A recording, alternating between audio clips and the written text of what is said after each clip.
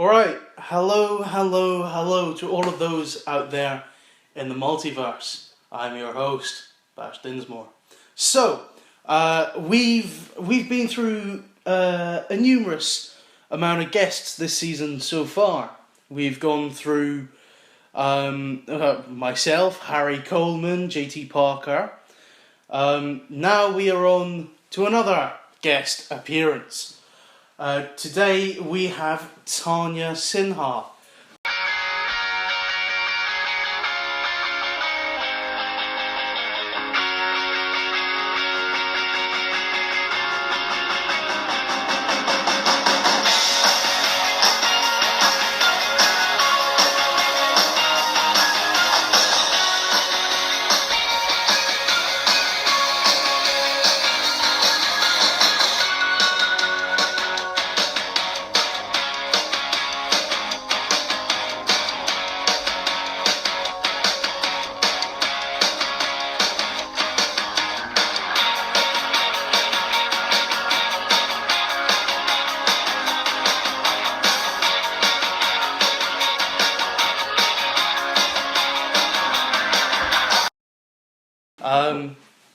So hello, how are we? Hi, I'm good. So, Things are crazy right now. yeah. What time is it over there? It's almost 10 p.m. Almost 10 p.m, Christ. I said this with JT, just like timing's always a fucking bitch, because one of us is always going to be in fucking bed. Anyway, so let's start off with, of course, how we met. So this will probably be another story about JT people. So basically, as you all know, I am a consulting producer on one of JT Parker's projects. And I sort of help him write some scripts. But, Tanya, what is your role on this project? What are you doing? So I'm supposed to be voicing Golden Glider, Lisa Snark. And I've offered to help out with some of the script writing, and of course I'll help out with the animating, because I can't seem to stop offering to help, apparently. Oh, this is me. This is me, 100%. I'm show running 3 shows, I'm consulting producing on JT's, and I'm working on 3 different films. It's too much, but I can't say no. How do you keep them all straight? Please tell me how. What, say that again? How do you keep them all straight? How do you not mix everything up? Wow. That's an interesting question. So basically, I have a schedule throughout my week. So of course I have uni through the day, but I have some days off. So Wednesday and Friday I have nothing. But during the days, I only have like 1 or 2 lectures which last 1 or 2 hours. So outside of that, I can select which day I'm doing what project. So, Saltire, being the lead actor and the showrunner, I spend more time on Saltire because I'm both acting and showrunning. So, I spend Sunday through Wednesday on Saltire, and then Thursday and Friday I spend developing these 2 other shows and show running those, and then Friday, Saturday I work on my films, and then whenever JT needs something for his projects, I come in and consult. But basically, yeah, I have this writer's book for the viewers at home I'm holding up, and essentially that sort of keeps me from overlapping. 2 of the 3 shows that I'm working on are in the same universe, so it's easy not to mix characters because they are the same characters in that universe. It's just keeping the stories different and not trying to copy one or the other.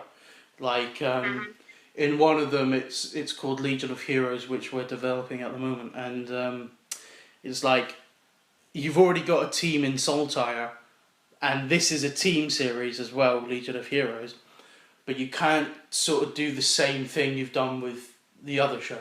You've got to switch it up. So, in Saltire, it's a team, but each episode focuses on one of the main cast as well as the guests. So, one episode it'll be about Charles, one episode it'll be about Norman, or, Rosie, or Martin as Arthur, or whoever. So, whereas Saltire is all about different characters having different episodes, Legion of Heroes will be a group effort throughout the season. That's interesting. Yeah, so it'll be interesting to see the contrast in writing. Legion of Heroes definitely has more guest writers as well, because it gives me more time to focus on other projects. But then, as well as that, when I'm doing films, it's you've got to focus on different script format layout, because film and TV is different.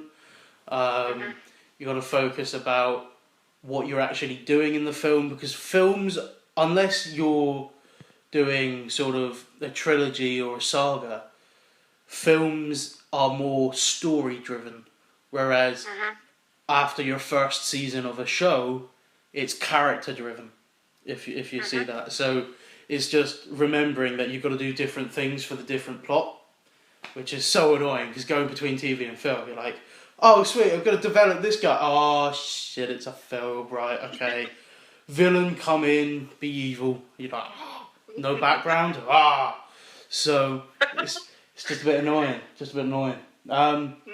So you will eventually find that, I'm sure, because you're going to be a writer in the writer's room of Captain Cold and various projects that he wants to do, such as Arsenal and Spider-Man and Superman and so on.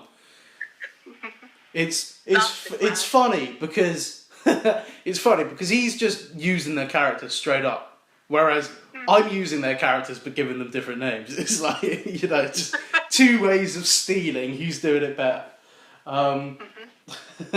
So, let's start off with my show. As you've already been on Saltire. You've appeared in season 1.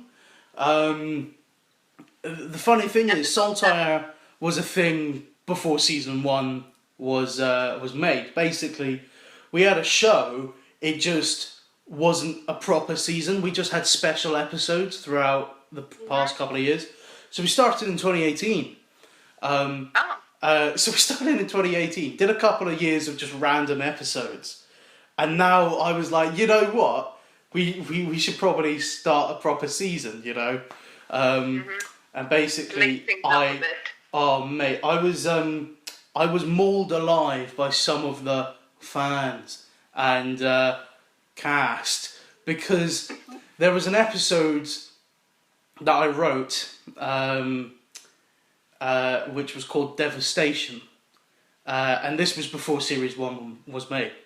And basically, the main cast of that was myself, Matthew Baker as James Armitage, and then we had Charlotte McKelligan as Amanda Haydock. We had a couple of other actors as different characters, and Martin as Arthur still. And basically, it was basically I killed everyone. Apart from Arthur's character. So the character of Arthur I've left because I wanted him about to now. Something's going to happen to his character at the end of season 2, by the way, people. So keep watching. But Martin's been with me on this journey, and we've done 37 episodes so far, and only him and I have done all of the episodes. Whereas the next amount higher is someone who's done 20. But no one's done anything between that, so it's like a big jump. But so I killed off the female lead because she wanted to go off and do a film, a live action film, and needed time away to go and do that. And I was a bit bitter, so I was like, you know what? I'm gonna kill you. Die. Gonna kill you. Screw you. So, of course, spoilers, by the way, people. So I killed off Amanda, and basically another character called Tommy was killed, played by a guy called Brian Ryan. What a name! Literally, Brian Ryan. What a name! Spelt Bryan and Ryan. That's quality name. Because he was going off to do some theatre in the States, and then COVID happened. So I was like, haha, guess who wants to come back to the show? But I'm not letting you. So you're dead already. Sorry. Exactly. So we've filled the cast. Screw you, mate. So But there are two things I say as a writer. One, death is a revolving door, and two, you don't properly love a character unless you torture them. Oh, exactly. Episode 5 of season 2 has just been released, and there's a whole episode about torturing my character. So I'm just like, I love myself. Yeah, kill your loved ones. Kill their loved ones. Yeah. Kill the mom. You have to kill the mom, especially if the mom's name is Martha. Mom has to be named Martha. I killed my character's mum, and I've killed my character's dad. Orphan, already done. My character's older sister is leaving the show. So she's dying soon too. She's not dying. She's just going away because I'm bringing her back for a later episode. But she's not dying. But she is leaving the show. So like everyone around Charles is dead. So so it's a bit annoying. So you love him very much. You love him very much. Yes, indeed. But yeah. So I wrote Devastation, and I killed off Amanda, and then I killed off the character of Tommy, and sent 2 other characters to a different time period. So so all of the fans and all of the cast were just like, yo, I'm not happy with this ending. Fuck you, mate. And I'm like, what? It was a fuck you guys. Just like so. So I removed those episodes from YouTube because everyone was getting stroppy over it. So so I removed them from YouTube, and if people want to see them, I will release them on a different website at some point. But so that was such a devastating change that I thought we have to start something different. So we began. You should have put a flashing sign at the beginning of it to have 2 versions. One with a flashing sign, angst alert, angst alert, angst alert. Everyone's gonna die. God, could you imagine? But then I sort of did a decision with the other execs, and I was like, look, let's make a proper series 1. Let's just go for it. It's set many years in the future to the last episode. Let's just say he's been going through a depression for like 5 or 10 years. So we did. We started season 1, and then we got to the second to last episode of the season. And then you killed everyone. Oh no, not the second to last. Third to last episode of the season, but the episode before the Christmas special, called Little Runner. Me. And we got you to guest star. Yep. So you were playing Lynn. Yeah, Lynn. I actually love that character. I feel bad for killing her off. Again, death is a revolving door. I can always come back. True. But I don't have any more story for her at the moment, to be fair. So I may bring you as a different character. We'll have to see. But yeah, so I brought you in as Lynn, who was going to be the best friend to Rosie, who was played by... But I died. Yeah, who was played by a good pal of mine, Maddie Henley.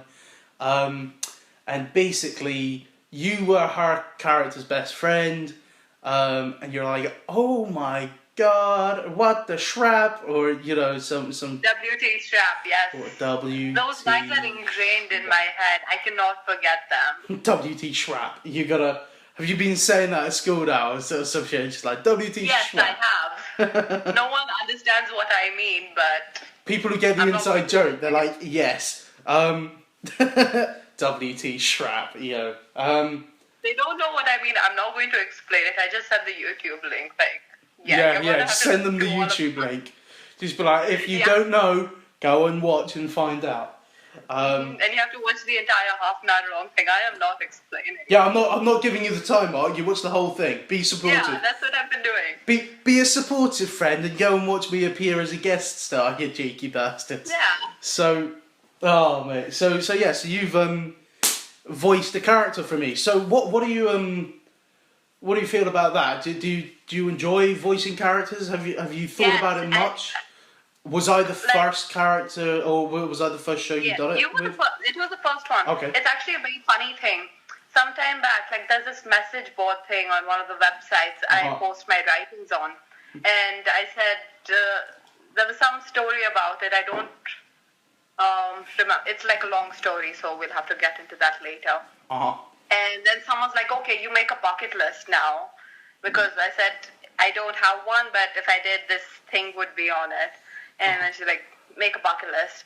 And the very first thing was, I want to voice a character in a show.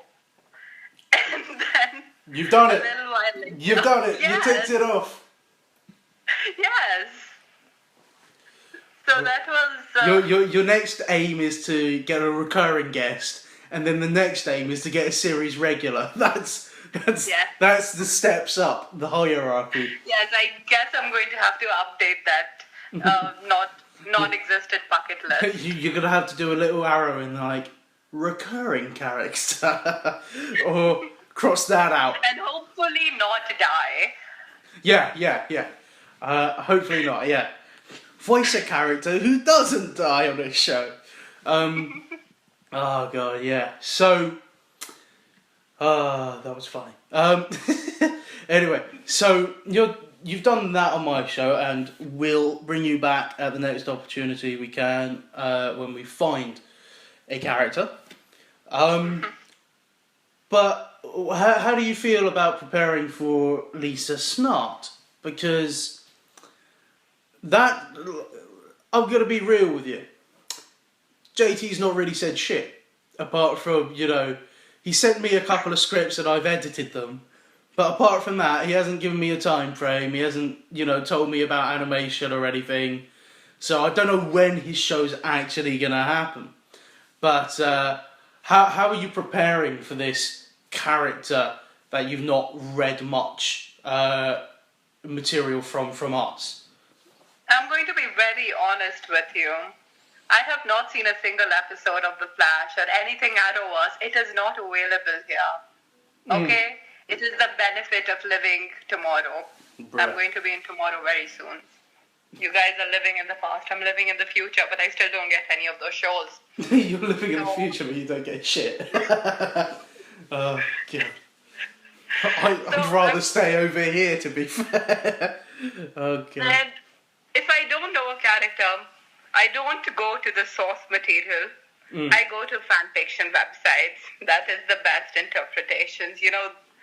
The people in charge, they have a tendency to mess things up. You know what's going on with the DC Extended Universe. Like, you know what? Warner Bros. Does not know what they're doing. They're going to go to the fan fiction websites. Those guys know what they're doing. To be fair, Warner Bros. Is slowly going downhill because... yes, they are. Yeah. But Snyder Cut, I can't wait. Oh, mate, next Friday is going to be banging. Me and my housemate are just going to sit down and watch. I'm going to watch it like 6 times. Mate. I'm going to drag everyone. The thing is, we're going to be watching it for 4 hours with takeout, but then we're going to also, watch reviews and Easter egg videos on YouTube and all that sort of stuff. And I am totally going to overanalyze this. Oh my god, I can't wait. I am so excited. Yeah, Snyder Cut is going to be great. Wonder Bat. Oh. Oh, mate. Who was your favourite character in the Justice League that you want to see a bit more of in this one? that is a very, very, very difficult thing you have asked me. Mm-hmm. I job. Yeah. I can't wait for the nightmare sequence, and of course, Batman. I love Batman. Batman t-shirt. I love Wonder Girl. Oh my god. But Joker, oh my god, it's Gamer Joker and Deathstroke. Oh, you can see I can't choose. The excitement. Yes. I'm looking forward to Batfleck because yes, I actually like his portrayal of Batman as well as Bruce Wayne, but I just like the story because he's a bit older and grittier. And he's just done, which is how I've kind of written my character in Saltire. He's just done and tired. He just doesn't give a shit anymore. Use the gun, bang, kill them. Yeah, fuck him. Huh, I'm okay. But except if their mom's names are Martha. Martha, why did you say that name? Martha. His mom's name is Martha. Oh, okay. I'm not going to kill you now. It's all good. But yeah, so I just love Ben Affleck as Batman. I also like him as the director and actor as well because, I'm not sure if you've heard of the film The Way Back, but... I've heard of it, I've not seen it yet. Yeah, so it's Ben Affleck as a basketball coach, basically. I haven't seen it myself, but the trailer was banging, and I really want to see it because it shows like a really good craft. He got the director hated his voice or something, and she got someone to dub him in English or something. I think that was in one of his older films. Yeah. I don't remember which one. I just remember that happened, and it was a sports team. Yeah, I think that was one of his older films, and I think it was a basketball team. I don't play basketball out of spite, but yeah, I think that was a while ago, and someone dubbed him because he didn't sound right, and then it just wasn't synced up. It wasn't synced up with his mouth, and it was just weird. It was well weird. But yeah, so Ben Affleck as Batman. I've often called myself B-Tech Ben Affleck. A bit basic. I mean, do you have B-Techs over there? Yeah, I think so. So B-Tech. I mean, I did all 3 B-Techs myself, so I'm slagging myself essentially. But back in the day, B-Techs were seen slightly lower as A-levels, right? But they're the same to me. But whenever I'm writing a character and I'm like, oh, this is B-Tech Batman, or this is B-Tech Flash, and it's just oh wow, it's literally the same character just with a different name. NCIS. That's it's about this Agent Gibbs, and I'm just this is exactly what would happen if Bruce Wayne got 5 minutes of therapy. Not more than that, only 5. Right. There's so many parallels. I rant about it a lot. I've been told to shut up, but I'm not going to. So, I could talk for a lot of time about that. So, oh mate. So yeah. I mean, I call myself B-Tech Ben Affleck simply because I'm the shitter version of Ben Affleck, right? That's what you basically are trying to say when you say B-Tech something. It's it's the shit version. But they're equal people. B-Techs are equal to A-levels. Anyway, so Ben Affleck. I mean, look, Kenneth Branagh, Taika Waititi, all these great writers and directors and producers and actors. They're amazing, but none of them have done all of these jobs together, apart from Ben Affleck and Bradley Cooper.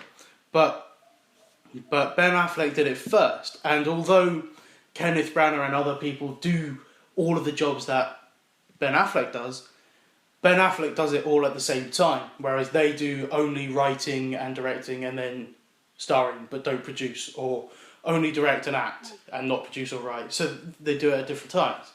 But Ben Affleck does it all at once, and I called myself BTEC Ben Affleck because I seem to be writing a script because I've got this passion for a story, and then directing that script because only I know how I want my passion to be made. Yeah, and then because I'm the director, I'm like, you know what? I'm going to be the lead in it. So I stick myself as the lead actor, and then it's like, oh, when I'm doing everything else, I might as well produce it. So I'm doing all of this stuff. Which is why I call myself BTEC Ben Affleck, because I'm just doing everything he's doing as well.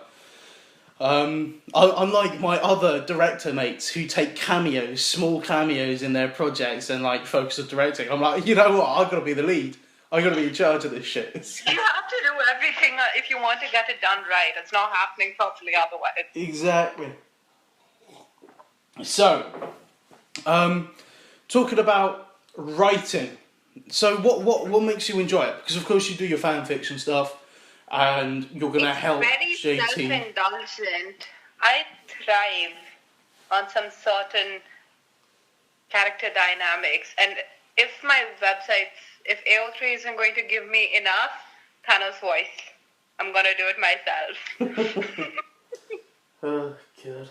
So what is it that you enjoy about writing? I can write about anything I want. Mm-hmm. The reality can be whatever I want. That's part of what I enjoy about it, because unless I'm getting paid to write a script that someone wants me to write, for my own projects I can write whatever I want, and that's what I find amazing.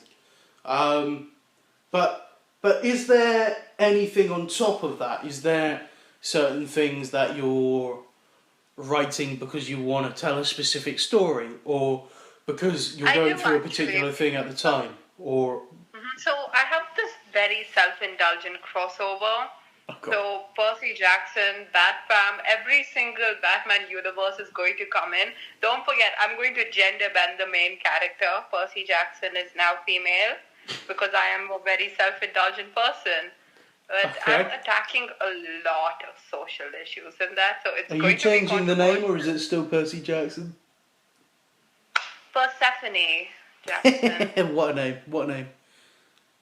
Oh yeah, God, my hair's so long I can't even put my glasses on. Short form Percy. Done. Jeez. My hair's getting so long now I can't even put it over my ear. Mine too, actually. I generally get it cut before the swimming season starts because it's hard to stuff everything into the cap. But then last year, COVID-19, all the pools are shut. Mm-hmm. So I haven't had a haircut in a long time. And now it's like in the middle of my back. So sometimes it touches my arm and then I think it's a bug or something and I get petrified. Because I'm not used to having such long hair. Christ. So I end up having it in a bun all the time. God. Just chilling, and then holy shit, is that a spider? Yes, oh my god. Oh god, yeah. Like, I keep it tied back because I have curls. They get tangled, and if I'm trying to do anything, I will slap myself in the face. So yeah, so I'm doing this. So I just keep it in a bun. So I'm not used to having it down. Oh yeah. Fair enough. I can't wait for things to start opening up again over here in UK, so I can actually go and get a haircut. Sort my life out. The first thing I'm going to do is get purple hair. So. Oh God. Purple hair. Oh my God. Bright. Anyway. Not that bright though. No. Like a dark violet kind of thing. And not the entire thing, only the end, so I can chop it off later because... Fair enough. Schools. Fair enough. Okay. Okay. Your last question before we wrap up. If you were wanting to play a character in a project, what is the thing you want to see most about that character? Whether that's a guest or a main character or supporting... What is the one thing you want to see? Do you want to see backstory? Do you want to see feistiness? Do you want to see empowerment? Like what do you want to see? I think the most important thing think for any character is depth, and I'm a girl, and I haven't seen that many characters which actually have that depth. It's someone who can be replaced with a nice lamp, or it's someone Sure. who's trying to do something and the guys are standing in her way. Now it's becoming more popular, but what did you think of the writing of Lynn then? Because don't get me wrong, she was a guest character and I decided to kill her halfway through the episode. Yeah. But she stood a purpose. She had a purpose. She knows her stuff. Like the entire list of the speedsters, she's backing up all of her things. She knows her physics. Yeah. She is not saying a billion joules of No. She knows her shit. She knows her shit. Yes, she does. Up. She knows her crap. She knows her stuff. She knows her crap. Yes. Don't do me dirty on my own show. Oh, Jesus Christ. For everyone's entertainment, you all know I fail physics. I am not, okay? I am not going to fail physics. It's my second favorite subject. I will cry if I fail physics. That's not happening. That's not even an option. Oh, God. I'm very smart, as long as you don't say about Jules, you'll be alright. As long as you don't say Jules, you'll be alright. Oh, God, when talking about speedsters. And energy. Anyway, so depth is the main thing you like to see in a character, right? Mm-hmm. Okay. Yeah. Okay. Depth is always good. What is the next thing you want to do in terms of media? Would you want to do a film character, or would you prefer to stick to a TV series, web character? Well, what's the next sort of thing you want to do? I think at the moment I'd just like to go with the TV series, because that seems very chill, and a lot of people I can meet that way, which I find cool. Yeah. Like films, that's a bigger thing. I don't think I'm ready for that yet. Sure. So, and then again, it's a one and done thing. I'm not like that. Yeah, I don't like that. I like to be the center of attention, and I like prolonged attention. Thank you very much. I think, look, as an actor, like as a professional actor myself, I do enjoy theatre because that's my background. I enjoy musical theatre and all that. I enjoy films and working on films because I like a particular story to be told. But for me, TV/series is where it's at, because the best job you can get is recurring guest or series regular, because you know you've got a constant paycheck throughout the season, and if that show gets picked up for multiple seasons, you're calm, you're in a good space. So I think series is where it's at, not only for the character development, but because you've got a constant paycheck and you're in a secured position and job. Yeah, which is why I'm working on a few series at the moment. So ladies and gentlemen, we have gotten to the end of our time. So I'm going to see you in the closing statement. But let us all say goodbye to Tanya. Bye. And hopefully we can bring you back. Pretend that never happened. Hopefully we can bring you back at some stage when you've got a couple more projects under your belt. Yep. And we have a bit more to talk about. So, people, I will see you all later on.